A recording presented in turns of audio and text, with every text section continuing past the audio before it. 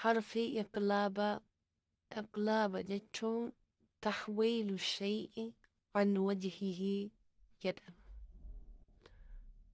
Waa takka gara waan takkaa jijjiirutu yookaa garagalutu iqlaaba jedhama.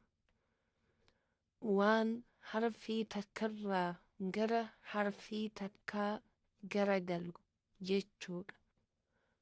Harfiin iqlaabaa takka isiinis baadha.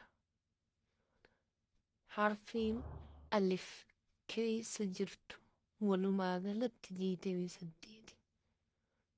Harfiin jaha idgaama. Harfiin jaha izhaara. Harfiin tokko iqlaaba. Harfiin 15 ammoo harfii ikhfaa'aati.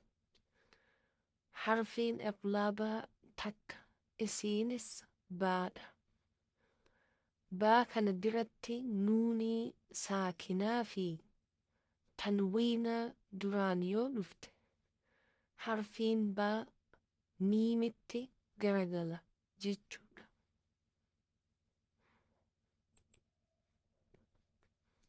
Iqlaaba fakkeenyaaf min ba'ati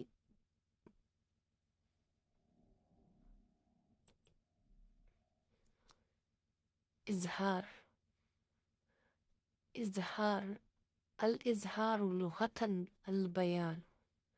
إزهار جتشون وان واتكا ملسوتو إزهار جدم. إسانس حرفي جه ولتك أبدون إسيرا. أخي حاك علما هذا هو غير حاسر.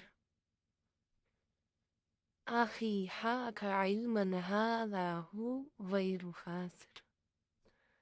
تكان أمو همزة ها عين حاء غين خاء